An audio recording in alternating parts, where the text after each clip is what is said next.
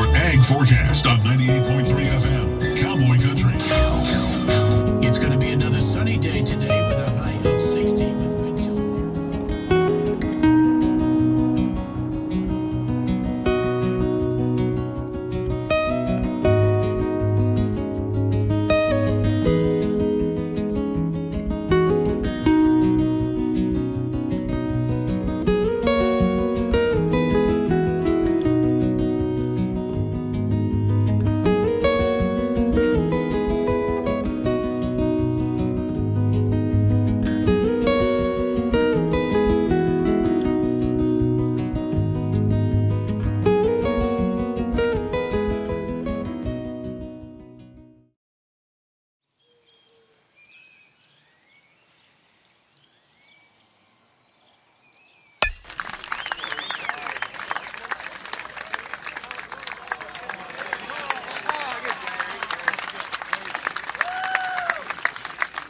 In the community, they were very supportive of each other.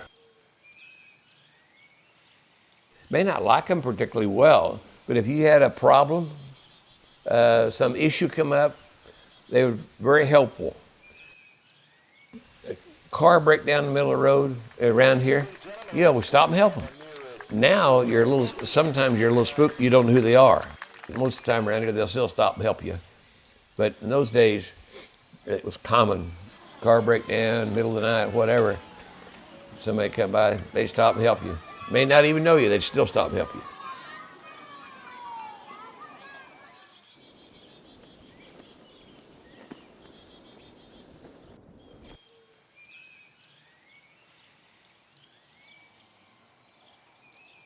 There was 3 churches in town, and it didn't make so much difference which church you went to, but if you had troubles, the community would try to help you.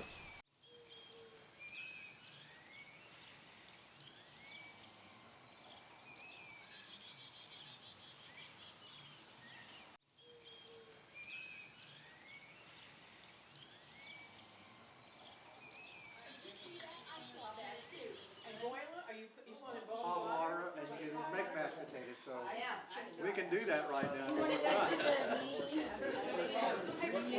We can let you ride over.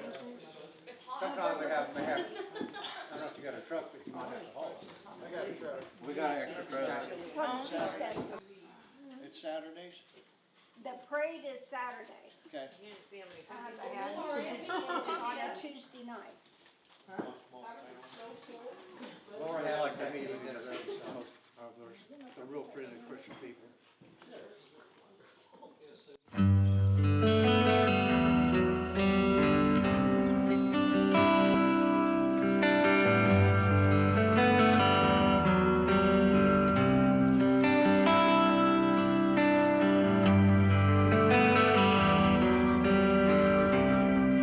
I grew up here in Mapleton and went to high school at Blue Mound.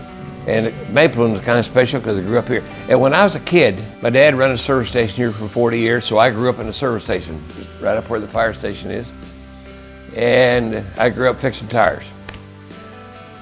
Didn't have to be very old. I could run the station myself when I was 10 or 12, and Dad'd be gone for a while. But anyway, I knew everybody within 5 miles and most within 10. Been pastor to a church about 32 years, I think, something like that. Yeah, quite a few years, and good group. We have a nice group there at Mapleton. It's Community of Christ. Sometimes we get up to 25, and sometimes we get down to maybe 12 or 13, but most of the time it's up there in the 20s, so we feel pretty comfortable about that. My wife's grandfather was very much the instigator of building that church, and he finished it, him and his crew finished it in 1917. In one historical building, which Greg owns now, right by the Methodist Church. What it used to be? Carriage house. Carriage house. Our church bought it, Methodist Church bought it for a while, but we didn't have the finance to keep it up. So Greg bought it and restored it. So it's a carriage house. It's kind of amazing, you think back at that, the things we had in the business community. We had a hardware lumber yard that was pretty well known. Close to that was a grocery store and a locker plant. We had a locker plant, most of the time 2 grocery stores. We had 2 or 3 service stations in town where I grew up. Yeah, the service station used to sit where the community center sits now. People did not lock their doors. People left keys in the cars. We also had a mill there with, ground corn, whatever, mixed up. It's the old building's still there. Can't really tell what it is, but it's still there. Mr. Zinneman run that. And when I was a kid, the school had, I don't know, probably 100 kids. Go down here where the plaque is, go north to the first curve, and you'll see horses and a blue house on the east side of the road, and there's a concrete square out there. That used to be the gymnasium in the school. It's all gone. And when I moved to this area, that building was still standing, but there was no school. We used to have community get-togethers there.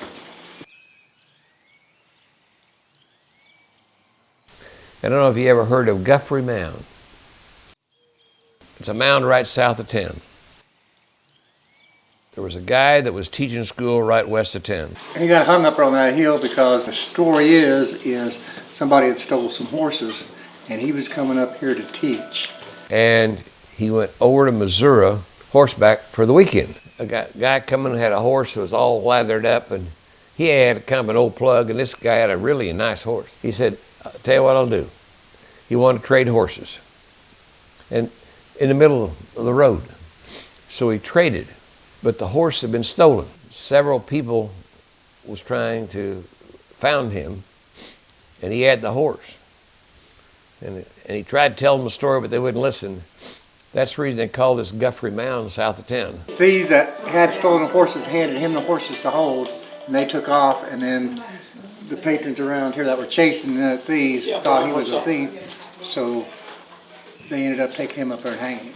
His name was Guthrie. They didn't want to hang him on Sunday, so they waited till after midnight and hung him on top of Guthrie Mound. Anyway, the old boy, before he died, told, there was 8 of them, said, you'll all die with your boots on.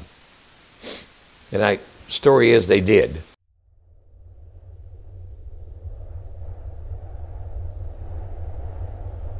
I can't remember, they had a fire there, just about destroyed the whole town. Mapleton was, I think, at one time, probably the second largest in the county, and then they had that fire and everybody kind of moved away after that. But it was a pretty brisk fire. It burned about everything. It started by a hatchery, chicken hatchery, I believe that's what it was. But at that time, all of Main Street was full of businesses. On the north side of the road, the end of the street. And there was a bank here. In 1943, it closed down. But our Eastern Star, we had to close down, and we joined Fulton. And then Fulton's closed down, so now I'm a member of Fort Scott now. So people came in way back when I was a kid and lived there for quite a few years, and then people just move away. There's no jobs or anything for the younger generation, so they just moved away. During my lifetime, the big changes is in small rural communities, for them to be vibrant, there's certain things you got to have. You got to have housing. For example, it's the same thing in the school. You need to have housing. In this community, if you had some housing, get in, and people could afford to live in it, you'd fill it nothing flat. The other thing is you need jobs. Farming has a lot to do with it, and ranching, and they have to, and that has something to do with people staying here and the kids staying here, but the machinery is getting so sophisticated and so about where it can just about operate itself. See, most of the jobs then were either farming or local businesses. There's a few people who go to Fort Scott to work, but now you got to for a small community to be vibrant, you got to have jobs that pay a decent salary, livable wage. Went to Pittsburgh to college, and she got degrees in different things, and she ended up being in a mental health field and worked for the state of Kansas for 30-some years. She just retired, a while back. But she was like lots of the kids, well, we don't want to live here. We want to go do different things. I, on the other hand, loved it here, but I felt I could make more money doing other things. So I got in the trucking business, and I've done that for 55 years. Another piece that's important is medical. Now, look, Mapleton, and Greg deserves, and Debbie's sister deserves some of the credit for this. I don't know if you've been up through town on the north side. One of the buildings there, they just remodeled it, and they're going to put in a medical clinic. My wife's down in Credo. It's a memory care unit down at Fort Scott, and she's been in there 3 months, a little over 3 months now, and so it's a little bit of drive to go down and see her, but we go down to Fort Scott quite a bit just to get what we need and stuff. And Mound City, it's pretty close, so we can go up there also. There's a couple people with 2 nurses and a nurse practitioner is going to put in a medical clinic. Then the other thing that's happening, which is new, there used to be a convenience store here, a little grocery store, but this guy's going to open it on a grocery store, but there'll be a restaurant as a part of that 3 or 4 nights a week or 3 or 4 days a week. And anyway, so it's kind of starting to move.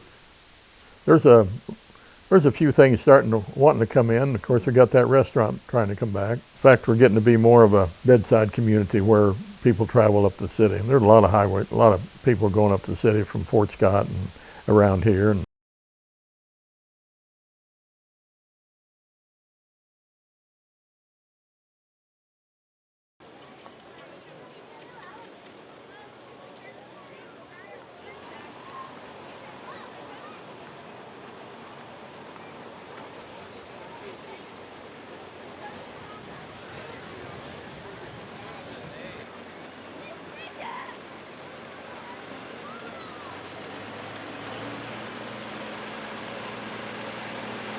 There's some people here that we need to thank. Well, I'm Mike Houston. I've lived here 57 years, born and raised in Mapleton. I belong to Bourbon County Volunteer Fire Department. We did move away. I did move away for a few years, but we moved back here recently. We're here to stay. We want to get back involved with the city. I was mayor for 20 plus years when I was here before. The homecoming, this is our 57th year, and then this is a 57th annual. It kind of holds a dear place in my heart to get everybody back, the ones that has moved away, to help, give them a place and a time to come back and reminisce, just come back and see what the town is, and what the town's become. I've seen a lot of people here that I have not seen in years. Today, I've seen a lot of people that I won't have a clue who they are, but I'm glad that they're here. I know they have family here, and they've come, see what our little town's about. We're the biggest little town in Kansas, is what I have always said. My sister and I, Deborah, we sponsor this every year, and we been doing this for about 5 years, and we hope to continue doing it, trying to get more people in, get more exposure, things of that nature. We got the sidewalks we got from the money from the Ready Board there in Fort Scott, and I got a contractor, and we put on 115 foot of sidewalk. I tried to get more, but that's all the money I could get a hold of. And we got a $20,000 set of playground equipment over there that we just got in, so we finished the grant this week so we can start working on other grants. Some of the grants we get, some of the grants we don't. It's kind of like throwing manure at a barn door. Some of it sticks and some of it doesn't. We have a wonderful arena over here. It's 150 foot wide and 300 foot long, which, if people don't know, that's the same size as the floor of Arrowhead Stadium. We've had tractor pulls here in the past. We've had rodeos. We're willing to have anything in the arena. Roy and Gene Shields donated all the money. The people in the community got together and welded up the pipe and stuff. It was a big community. You talk about community project. That was a community project, is building that arena over there. it suffered. We're not quite as, I suppose, a tight-knit group that they probably used to be.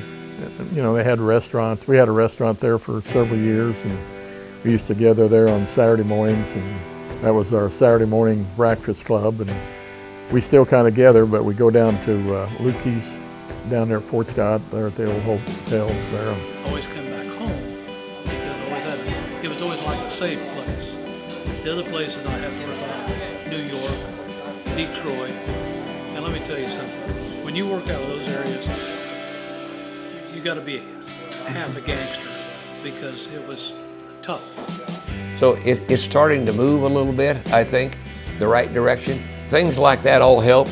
And but I think in time, you will see, if we keep going, the momentum has started. Let's see whether it continues or not. There's more going on here right now than has gone on for several years. The potential is there if we can keep the momentum going forward.